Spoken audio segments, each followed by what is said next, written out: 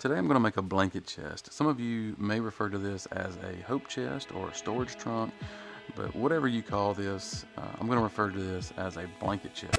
We're trying to do some organization in our house, and with 3 kids that can be difficult, but at some point in time each of our kids have received a personalized blanket or quilt or whatever, and so we just need somewhere to store all of this stuff.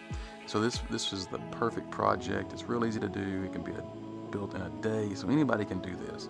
The entire project consists of 1x4s and some plywood.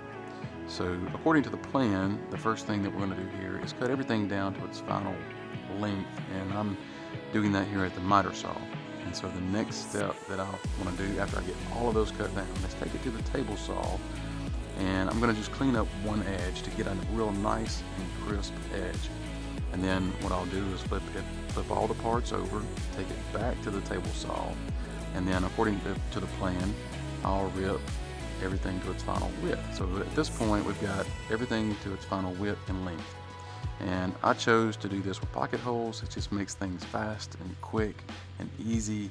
So here I'm putting everything together. I'm using a square just to make sure my corners are nice and square and at 90 degrees. And so I just put all of these frames together. We're going to end up with 4 frames. We want to measure and make sure we have our center dividers in the right location, and we glue and screw them and put it together, and we end up with 4 frames. And so once we have that part of the project done, then we can move on to putting them all together. And so that's what I'm doing here, putting the 4 frames, the 4 sides. You get 2 long sides, 2 short sides, and we're assembling this in the same manner as we did the face frames. The next step, we would go to the table saw and cut down a piece of plywood that is going to be the bottom. And so I pre-drilled all these pocket holes, installed it in the bottom of the chest, and so now it's starting to take shape and look like a piece of furniture.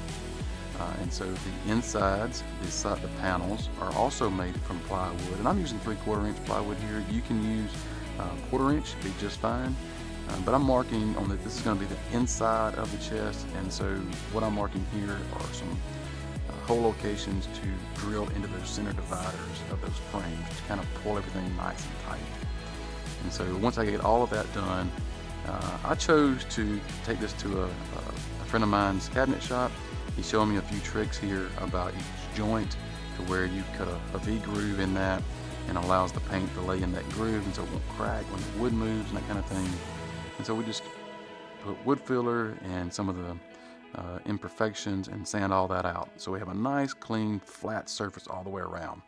And so he's going to teach me a little bit about spraying in this project. So I'm learning a lot here. So he's mixing up the paint, and this is right here is one of my first ever sprays that I'm doing. And so he's just helping me along. I think this is probably one of the sides or even the top that we're spraying here. And it's really interesting the way all this comes together, and just makes it for a nice, really good finish. Actually, all of this is just primer. We're going to get to the final paint here in just a second. And so we're going to slide these panels in. We slide the long sides in first, and all of that will fit nicely, so you can see how it's going to take shape. And so now the end pieces will slide into place.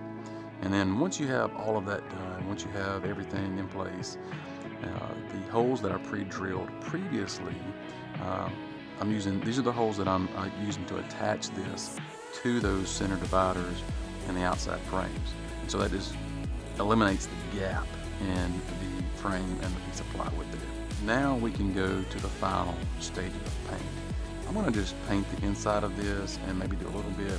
I'm going to turn this over to my friend that knows a little bit more about this, so he can spray on a nice even coat for the final finish. And so that's what's going on here, is the final coat of paint. This was a really good experience. I wouldn't change this for anything. I learned a lot. As we bring this out, you can just see that nice gloss. Of course, it'll dry. As it dries, it won't be as glossy, but it just gives it a really nice finish. And so after all of that, after it dries, I bring it back to my shop. We're going to install this frame over the top of the chest here. And so this is going to cover up all the plywood and just give it a nice finished lid appearance. And this is the top. And so The top will go on. We'll put a long piano type hinge along the back side, and then we'll just pre-drill some holes for each hole location. But what I do is go ahead and just find the center ones and attach the hinge with the center holes loosely. I don't tighten those down just yet, but once I get those in there and it's not real tight, then I can make sure the hinge is even on both ends when I mark and pre-drill those hole locations. And so once I have all of those locations marked, then I can go through and pre-drill each hole location. And so once I have that, I can insert each screw, and I'm using a manual screwdriver just so I don't strip it out with a cordless drill or electric screwdriver or whatever you might use. A manual screwdriver gives you that resistance to know when to stop. This is the final result of the blanket chest, and I have to say that I'm very pleased with how this came out. Hopefully this will be a piece of furniture that we can keep in our home for many, many years and get a lot of good use out of. So if you are interested in building this for yourself, you can find plans